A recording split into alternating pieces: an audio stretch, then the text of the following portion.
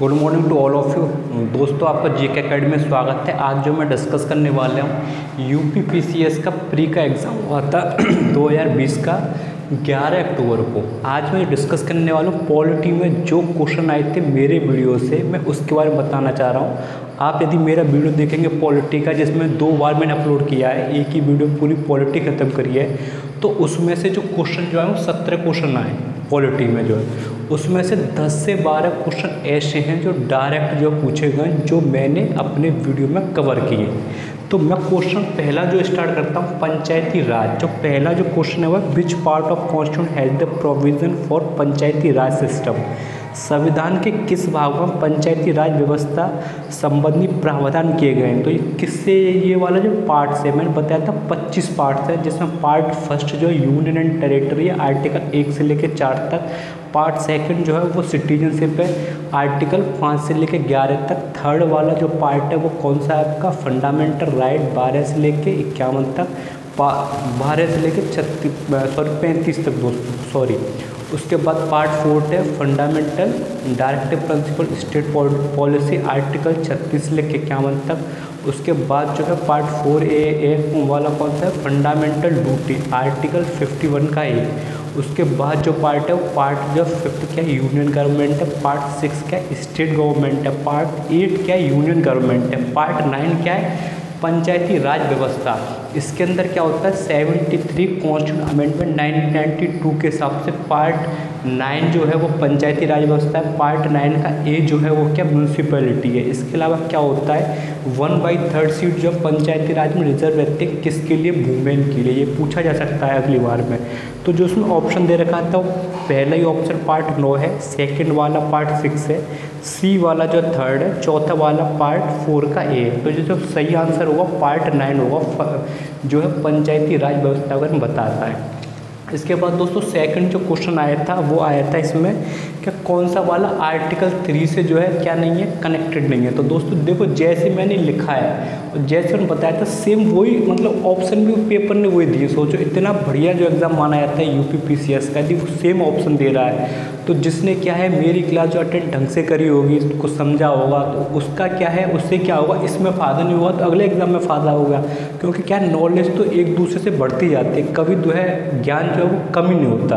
तो दोस्तों जो आर्टिकल 3 पूछा यहाँ पे कि निम्नलिखित में से कौन सा संविधान के अनुच्छेद 3 के तहत संसद के लिए कानून द्वारा संभव नहीं है। तो कानून द्वारा कौन सा वाला संभव नहीं है। तो देखो इसके ऑप्शन देखो, formation of new state, formation of new state, नए राज्य का गठन किया जा सकता है, alteration of area of state, राज्यों के क्षेत्र में परिवर्तन कर सकती है कौन, संसद, अल्ट्रेशन ऑफ एरिया, यहाँ पे न्यू स्टेट नहीं केवल एरिया मैंने बताया था, alteration of boundary of state and boundary और name of the existing state. तो इसके हिसाब से जो ऑप्शन है जो उसका सही है, नए राज्यों का प्रवेश नहीं कर सकती है। क्या है जो संसद जो कर सकती है, किसी राज्य क्या कर सकती है, गठन कर सकती है, राज्यों के क्षेत्र में परिवर्तन कर सकती है, राज्यों की सीमाओं में परिवर्तन करती है, नए राज्यों का प्रवेश नहीं कर सकती। तो इसका जो ऑप्शन है वो डी आंसर है। इसके बाद जो मैं बात कर रहा हूँ वो जो है इसमें जो आया ये आया है कि कौन सा पदाधिकारी को हटाने में संसद की कोई भूमिका नहीं होती। तो दोस्तों 3rd क्वेश्चन है, इसमें ऑप्शन दे रखा है जज जो हाई कोर्ट का, हाई कोर्ट को जज के हटाने के लिए क्या उसमें पार्लियामेंट में 2/3 बहुमत से क्या पास कराना पड़ता है बिल। और ऐसे सेम किस में होता है, सुप्रीम कोर्ट के जज रहते हैं उसमें चेयरमैन जो होता है यूपीएससी का, इसे कौन अपॉइंट करता है, इससे प्रधान उसे राष्ट्रपति अपॉइंट करता है। और ये जो है संसद के द्वारा इसमें कोई हस्तक्षेप नहीं होता है, किसमें, यूपीएससी का जो चेयरमैन रहता है। अभी जो यूपीएससी के चेयरमैन है उनका नाम क्या है, अरविंद सक्सेना। और जो सीएजी जो रहता है आर्टिकल 76, सीएजी नहीं आर्टिकल 148, ये भी क्या है, ये भी जो है क्या कहते हैं पार्लियामेंट के द्वारा हटाया जा सकता है। तो दोस्तों उसका सही जो आंसर होगा वो चेयरमैन ऑफ यूपीएससी होगा, जो अभी कौन है, अरविंद सक्सेना है। इसके बाद जो दोस्तों चौथा जो क्वेश्चन आया, पंचायतों के लिए निर्वाचन के संचालन का अधिकरण निर्देशन नियंत्रण कौन करता है। आपने सुना होगा दोस्तों अभी यूपी के अंदर जो है गाँव में या गाँवों में क्या होते हैं, प्रधान के चुनाव होने वाले हैं। तो उसका जो गठन कौन करता है, राज्य सरकार का जो रहता है ना, राज्य निर्वाचन आयोग करता है। ये याद रखना, जो स्टेट के जितने भी क्या होंगे इलेक्शन होंगे या यूनियन गवर्नमेंट के, वो कौन हैंडल करता है, इलेक्शन कमीशन। बात यदि करें किसकी, क्या कहते हैं, स्टेट के अंदर पंचायती के चुनाव की, तो इसे कौन करता है, इसे करता है राज्य निर्वाचन आयोग। तो इसका ऑप्शन डी होगा दोस्तों। ये मैंने चीज़ बताई थी, दोनों ये चारों क्वेश्चन जो हमने डिस्कस किए मैंने बताए, और जो नहीं बताए मैं उसे बता दूंगा। आर्टिकल, अच्छा क्वेश्चन नंबर 50 पे आते हैं। Central vigilance commission, central vigilance commission किस आर्टिकल के अंदर आता है, ये दे रखा था। तो सेंट्रल विजिलेंस कमीशन जो रहता है, इसमें जो है संजय कोठारी कौन है, इसके अभी क्या कहते हैं अध्यक्ष बनाए गए। इसमें क्या होता है, 4 साल या 65 साल तक की उम्र में क्या करता है, ये अपने कार्यालय पर रहता है। तो इसमें ऑप्शन दे रखे थे, तो हमें क्या है कि बहुत सारे क्वेश्चन में क्या एलिमिनेट मेथड से करने पड़ते हैं। तो आर्टिकल 280 में कितनी बार बताया कि फाइनेंस कमीशन होता है। आर्टिकल 243 क्या होता है, स्टेट कमीशन होता है। आर्टिकल 280 क्या फाइनेंस कमीशन है। आर्टिकल 268 क्या शुल्क कर, मतलब जो कर जो लगाया था उसे क्या बोलते हैं, आर्टिकल 268। और आर्टिकल 276 जो व्यापार और या नियोजन पर क्या लगाया था, कर लगाया था। तो इसका सही आंसर जो होता है वो डी रहता है। ये क्या हमें एलिमिनेशन से करना था। यदि आपको एक चीज़ ही पता है तो आप क्या कर सकते हैं, थोड़ा एलिमिनेट कर सकते हैं, तो उसमें क्या होता है, क्वेश्चन सही होने की संभावना बढ़ जाती है। उसके बाद बात करते हैं क्वेश्चन नंबर 6 जो है। तो क्वेश्चन नंबर 6 में दे रखा है, इसमें से जो कौन सा जो करेक्टली मैच नहीं करता। तो पहला वाला जो inter state counselling article 263 match करता है फाइनेंस कमीशन। देखो यहाँ पे उसने क्या देखा, आर्टिकल 280 दे रखा है, यहाँ फाइनेंस कमीशन दे रखा है, और यहाँ पे आर्टिकल 280। तो एक ही क्वेश्चन को उसने 2 बार घुमा के पूछा है। केवल क्या होना चाहिए, हमारा जो है कॉन्सेप्ट क्लियर रहता।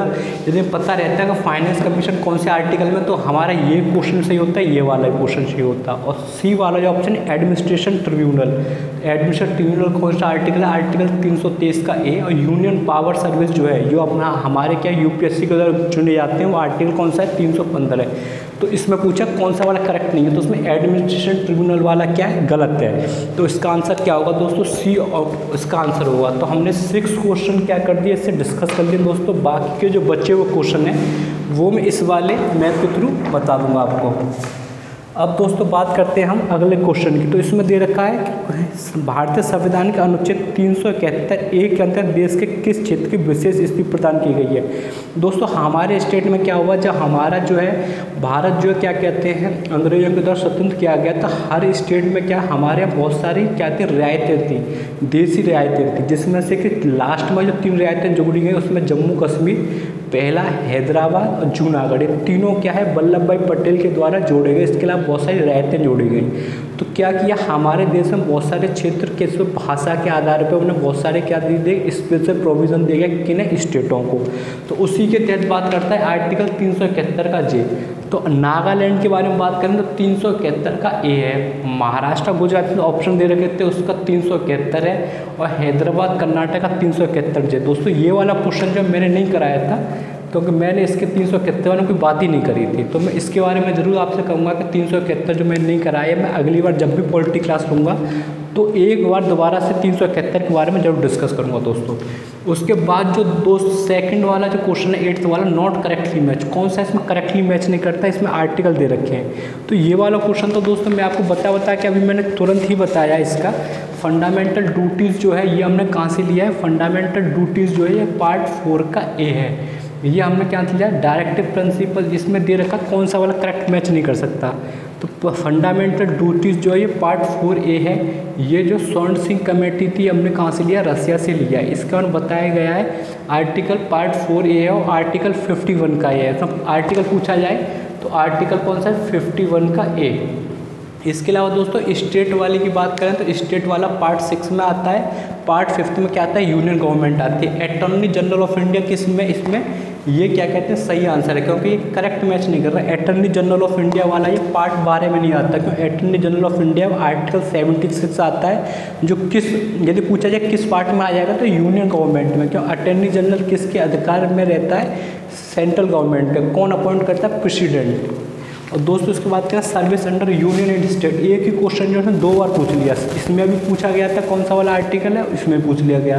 तो पार्ट 14 के अंदर ये आता है, service under union and state, part 14 के अंदर। उसके बाद हम बात करते हैं नेक्स्ट क्वेश्चन की जो इसमें पूछे गए।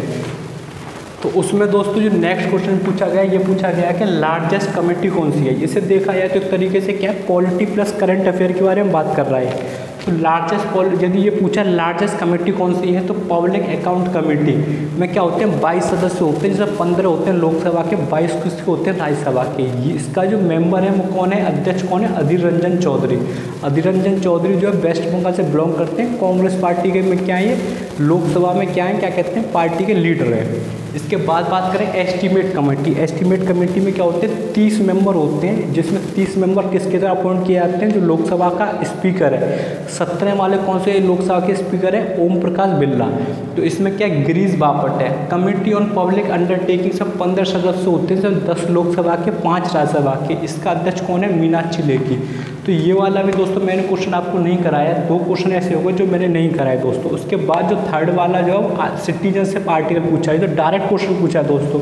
यदि जिसने मेरी क्लास भी अच्छी तरीके से देखी होगी, सुना भी होगा थोड़ा सा, तो सिटीजनशिप किस आर्टिकल में आता है, आर्टिकल 5 से 11 में। और इसमें दे रखा है जो ऑप्शन जो देखा, आर्टिकल 3 से 10, 4 से 11, 5 से 11 और 6 से 11। दोस्तों ये तो डायरेक्ट क्वेश्चन है, जिसने भी 1-2 बार क्लास अटेंड देखी होगी या सुना होगा, उसने क्या ये ऑप्शन एकदम ठीक मारा होगा। उसके बाद यदि हम बात कर लें तो बेसिक स्ट्रक्चर ऑफ कॉन्स्टिट्यूशन, ये तो दोस्तों हर जो पॉलिटी पढ़ रहा है उसे पता होना चाहिए। केशवानंद भारती किस 1973 कहाँ के, केरला के। कुछ दिन पहले दोस्तों ने क्या हुई, मृत्यु हुई है। तो इन्होंने क्या कि फंडामेंटल राइट्स के बारे में ये बात किए थे। उसके बाद दोस्तों बात करते हैं क्वेश्चन नंबर 12 की, डायरेक्टिव प्रिंसिपल स्टेट पॉलिसी। तो डीपीएससी जो है ये हमारे फंडामेंटल क्या है, ड्यूटीज़ जो है, फंडामेंटल राइट्स हो गए, फंडामेंटल ड्यूटीज़ जो ये हमने कहाँ से लिए, ये हमने लिए कहाँ से, इरिस से। दोस्तों पूछा जाता है कहाँ से लिए गए, तो हमने जो इरिस से लिए, आयरलैंड से लिए। तो इसके अंदर दोस्तों जो ऑप्शन जो दे रखा है, इसमें क्या है, आर्टिकल जो है 36 से लेकर 51 तक आता है, 36 to 51 तक। इसके अलावा दोस्तों पार्ट यदि पूछा जाए तो पार्ट कौन सा है, 4th वाला है आपका, डायरेक्टिव प्रिंसिपल स्टेट पॉलिसी। तो इसमें दे रखा है आर्टिकल 29 से equal justice and free legal aid. 39 ये कहता है इक्वल पे होगी किसके लिए, मैन और वुमेन के लिए। आर्टिकल 40 क्या कहता है, organisation of village panchayat. Article 44 कहते हैं uniform civil code. Uniform civil code कहाँ पे लागू हुआ, केवल गोवा में दोस्तों। आर्टिकल 48 जो इसमें जो ऑप्शन दे रखा है वो separation of judiciary from executive, न्यायपालिका को कार्यपालिका से पृथक करना। पर इसका जो सही आंसर होगा क्या होगा, काव जो है कि हमारे यहाँ जो काव देती हैं या फिर क्या कहते हैं, जो क्या कहते हैं मिल्क देते हैं, उन्हें हम क्या करेंगे, खाएंगे नहीं, स्लॉटर नहीं करेंगे दोस्तों, मारा नहीं जाएगा उन्हें। तो इसका जो सही आंसर होगा वो आर्टिकल 48 होगा, ऑप्शन नंबर डी। इसके बाद यदि बात करें दोस्तों, जो नेक्स्ट क्वेश्चन जो आया है वो अटॉर्नी जनरल ऑफ इंडिया से रिलेटेड पूछा गया है। इसमें कि अटॉर्नी जनरल ऑफ इंडिया होता है, आर्टिकल 76 के अंदर का आता है। इसमें फर्स्ट लीगल ऑफिसर रहता है, किसका, फर्स्ट लीगल ऑफिसर रहता है इंडिया का। इसके अलावा भारत सरकार का हर केस में क्या करता है, भारत सरकार के पक्ष की ओर से क्या करता है, लड़ता है। इसके अलावा ये कोई जो है सरकार के अलावा जो कोई दूसरा जो क्या नहीं कर सकता, किसी दूसरे के लिए क्या नहीं कर सकता, ये क्या कहते हैं सुप्रीम कोर्ट या हाई कोर्ट में क्या केस नहीं लड़ सकता। जो ये कौन रहते हैं, वकील रहता है। तो इसका जो सही आंसर है, इसमें 2 ऑप्शन दे रखे थे। राष्ट्रपति किसी ऐसे व्यक्ति की नियुक्ति करेगा जो उच्चतम न्यायालय के न्यायाधीश के रूप में नियुक्ति के लिए अर्थ हो, मतलब इक्वलेंट टू किसके, सुप्रीम कोर्ट का जो सीजीआई रहता है। तो ये ऑप्शन सही है। और महान्यायाधीश इतना पारिश्रमिक प्राप्त करेगा जो संसद आवाहित करेगी दोस्तों। ये जो है बी वाला ऑप्शन जो है गलत है दोस्तों। उसके बाद यदि बात करें तो दोस्तों हाँ, एक ये वाला क्वेश्चन पूछा गया, जॉइंट सिटिंग, जब लोकसभा राज्यसभा जो है क्या करते हैं, निम्न के अंदर किस गतिरोध दूर करते हैं, तो लोकसभा ऐसा ही संयुक्त बैठक हो सकती है। तो ऑर्डिनरी जो लेजिस्लेशन था मनी बिल में क्या कहते हैं, केवल आर्टिकल 110 के अंदर आता है, इंट्रोड्यूस होता है केवल कहाँ पर, लोकसभा के अंदर। कॉन्स्टिट्यूशन अमेंडमेंट बिल का भी सेम सीन है। जो ऑर्डिनेशन लेजिस्लेशन में उसमें क्या होता है, संयुक्त बैठक होती है, जिसमें लोकसभा का जो स्पीकर रहता है वो अध्यक्ष रहता है, प्रेसिडेंट के द्वारा बुलाई जाती है ये बैठक जो दोस्तों। तो ये सारे दोस्तों, हाँ एक लास्ट क्वेश्चन और ये रहता है दोस्तों, ये मैंने बताया था आर्टिकल 61 जो है ये क्या लगाया था, इम्पीचमेंट लगाया था किस पे, प्रेसिडेंट पे। 14 दिन पहले क्या प्रायोर देना पड़ता है, फिर 2/3 से जो क्या होना चाहिए, रिजोल्यूशन पास होना चाहिए। तो आर्टिकल 61 मैंने बताया है, जिसने 61 है तो एक ऑप्शन ठीक कर देगा इसमें, एक का सेकंड वाला दोस्तों। इसके बाद जो जितने ऑप्शन दे रखे हैं उससे क्या आप जो है एलिमिनेशन मेथड से कर सकते हैं। बाकी सारे जो ऑप्शन दे रखे हैं उसमें गलत हैं। 67 का बी वाला रिमूव प्रेसिडेंट का, वाइस प्रेसिडेंट का जो आर्टिकल आता है वो 63 आता है। तो इससे भी थोड़ा आपको यदि पता है कौन सा आर्टिकल कहाँ पर, तो आप क्या ठीक कर सकते हैं। दोस्तों अभी जो आर्टिकल 495 है, इतना आर्टिकल कोई याद नहीं कर सकता, चाहे कोई टीचर हो चाहे कुछ भी हो। पर क्या यदि आपको कुछ आर्टिकल याद है तो उससे क्या करते हैं, एलिमिनेशन मेथड से आप क्या कर सकते हैं, क्वेश्चन को सही सॉल्व कर सकते हैं। तो आर्टिकल 94 जो पूछा है इसका जो सही आंसर होगा रिमूवल ऑफ स्पीकर। आर्टिकल 90 जो इसका जो दे रखा है इसमें होगा removal of deputy chairman of Rajya Sabha. दोस्तों तो इस तरीके से दोस्तों हमने जो अपनी पॉलिटी जो है, जो यूपीपीसीएस में क्वेश्चन पूछे गए थे उन्हें ख़त्म कर लिया। नेक्स्ट क्लास में दोस्तों मैं बात करूँगा तो इसकी ज्योग्राफी की। तो दोस्तों ये सारे जो क्वेश्चन पूछे गए हैं, इसका यदि आप एवरेज देखेंगे तो कम से कम 17 क्वेश्चन है, जिसमें से कि 10 से 12 क्वेश्चन दोस्तों हमारी क्लास से पढ़े, मतलब फंसे हैं एग्जाम में। जो मैंने क्या कहते हैं शायद फ्राइडे या सैटरडे को डाला था, आप पॉलिटी जाके डालना, पॉलिटी बाई लोग के सारा दोस्तों। तो आपको सारा चीज़ जो मैं कह रहा हूँ वो सारी चीज़ दिखेगी या अगर ध्यान से वीडियो को सुनेंगे। तो ज़्यादा से दोस्तों लाइक करें, शेयर करें, सब्सक्राइब करें। आपका शुभ दिन हो। थैंक यू दोस्तों।